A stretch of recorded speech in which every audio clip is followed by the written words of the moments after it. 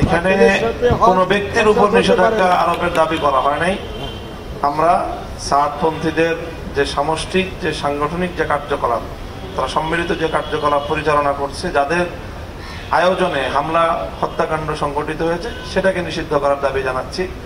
আর সেই সাথে আগাগোড়াই আলেমদের পক্ষ থেকে বলা হয়েছে যে তবলিগের কাজ, যে বিতর্কটা ভারতে তৈরি হয়েছে, সেই বিতর্কটা যেন বাংলাদেশে টেনে আনা না হয়। বাংলাদেশে সকলে মিলে যেন সম্মিলিতভাবে তবলিগের কার্যক্রমটা পরিচালনা করা হয়। আমরা অব্যাহতভাবে আমাদের সেই আহ্বান জানিয়ে যাচ্ছি। এখনো যারা ওখানে বিচ্ছিন্নভাবে কাজ করছে, তাদের প্রতি আমাদের উদাত্ত আহ্বান যে এখানে তবলিগের শীর্ষ মুরব্বীরা, আলেম ওলামা যারা তবলিগের আগাগোড়াই নেতৃত্ব দিয়ে থাকেন, যারা আলেম না, তারা আলেমদের থেকে নেতৃত্ব থেকে বিচ্ছিন্ন হয়ে তারা ভারতের একজন লোকের বিতর্কিত সিদ্ধান্তের অনুসরণ করছেন বলেই এই বিভক্তিটা তৈরি হয়েছে। কাজেই ভারতের বিষয়টা ভারতে রেখে বাংলাদেশের সকলে যদি মিলেমিশে কাজ করে, তাহলেই কিন্তু সমস্যার সমাধান হয়ে যায়। বিষয়টা হলো যে এটাই তো ছিল পরিবেশ 17ই ডিসেম্বরের আগ পর্যন্ত, এবং রাষ্ট্রীয়ভাবে সরকারি উদ্যোগেও এটা একটা সিদ্ধান্ত ছিল যে মীমাংসা হবে। কিন্তু এর মধ্য দিয়েই সরকারি সকল আয়োজন, সকল আলোচনার দুয়ার রুদ্ধ করে দিয়ে রাতের অন্ধকারে হামলা চালিয়ে আমাদের 3 জন ভাইকে হত্যা করা হলো। এখন সেই রক্তের উপর দিয়ে আমরা কিভাবে তাদের সাথে আলোচনায় যেতে পারি? এই জন্য আমরা বলছি বারবারই যে আলোচনার জন্যই তো আমরাই উদ্যোগ নিয়েছিলাম, এবং আমরা এখনো আলোচনা চাই। কিন্তু কথা হলো যে হত্যাকাণ্ডের বিচার তো করতে হবে। হত্যাকাণ্ডের বিচার না করলে বারবার একই ঘটনা ঘটছে। 2018 সালে 5000 লোক সেখানে আহত হয়েছে, সেখানে প্রাণহানি ঘটেছে। আবারও 2024 সালে একই ঘটনা ঘটবে। এই জন্য আলোচনার জায়গায়, হত্যাকাণ্ডের বিচার আলাদা জায়গায়। এখানে প্রথম কথা হলো যে তারা তাদের পক্ষের কথা বলবে। এই পক্ষের প্রতিনিধিত্ব কারা করবে সেটা তো তারা বলে দিবে না।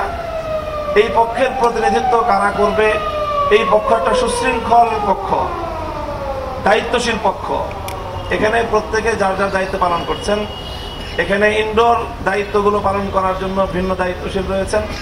তাদের পক্ষ থেকে প্রতিনিধিত্ব করার জন্য এখানে মিডিয়া এবং সংবাদ মাধ্যমে কথা বলার জন্য, মাঠে কথা বলার জন্য তাদের প্রতিনিধিত্ব কারা করছেন সেটা তারা নির্ধারণ করছেন।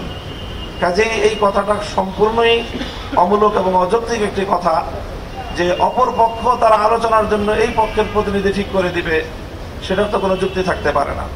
এখানে তবলিগ জামাত আগাগোড়াই এটা ধর্মপ্রাণ সকল আলেম ওলামা মুসলমানদের কাজ।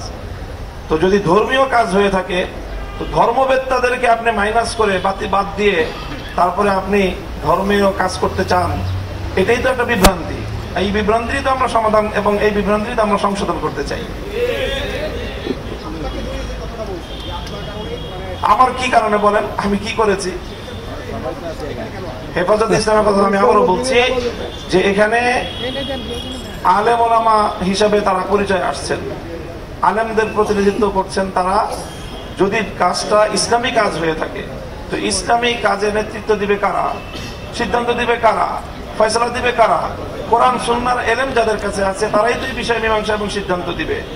আমাদের এই পক্ষের তবলিগের যারা মুরব্বী আছেন, তারাও সকলে আলেম, এবং সেই আলেমরাই নির্ধারণ করছেন যে কোন কাজটুকুর প্রতিনিধিত্ব কারা করবে। আর অপর পক্ষে যারা আছে, বাংলাদেশের উল্লেখযোগ্য কোনো আলেমই তাদের সেখানে নেতৃত্বের দায়িত্বে নাই। এই জায়গাটা থেকেই তো তারা বিভ্রান্তির পথে গিয়েছে। না, আমরাও সরাসরি তাদের সাথে কথাবার্তা বলেছি, এবং আলেমদের পক্ষ থেকেও মধ্যস্থতা করার জন্য উদ্যোগ নিয়ে তাদের সাথে আলোচনা করা হয়েছে। এবং প্রশাসন এবং সরকার যেহেতু সর্বোচ্চ জায়গা থেকে এই বিষয়টাকে গুরুত্ব দিয়ে মীমাংসার উদ্যোগ নিয়েছে, আমরা সরকারেরও সকল উদ্যোগকে স্বাগত জানিয়ে 31শে জানুয়ারি থেকে প্রথম পর্বের ইজতেমা হচ্ছে ইনশাআল্লাহ।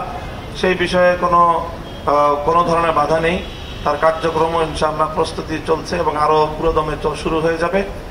দ্বিতীয় পর্বের যে ঘোষণাটা ছিল, সেই ঘোষণার বিষয়ে তো আমাদের 17ই ডিসেম্বরের হত্যাকাণ্ডের পরে পরিস্থিতি পাল্টে গেছে। কাজেই 17 তারিখের এই হত্যাকাণ্ডের পরে যাদের হাতে টঙ্গীর ইজতেমার মাঠ সাধারণ নিরীহ মুসল্লিদের রক্তে রঞ্জিত হয়েছে, তাদের আসলে সেখানে ইজতেমা করার নৈতিক কোনো অধিকার থাকে না। তো যদি আপনি হত্যাকারীর বিরুদ্ধে আইনানুগ ব্যবস্থা নেওয়া হয়, তো হত্যাকারী আবার কিভাবে ইস্তেমা করে এটা প্রশাসন করবে, যে এটা তারা সেটা প্রশাসনের কাছে আমরা দাবি জানাচ্ছি। জি, থ্যাংক ইউ সকলকে, ধন্যবাদ। জাযাকুমুল্লাহু তাআলা। ব্রেকফাস্ট, টিফিন কিংবা স্ন্যাক টাইমে মজাদার আয়োজন মানে অল টাইম ব্রেড।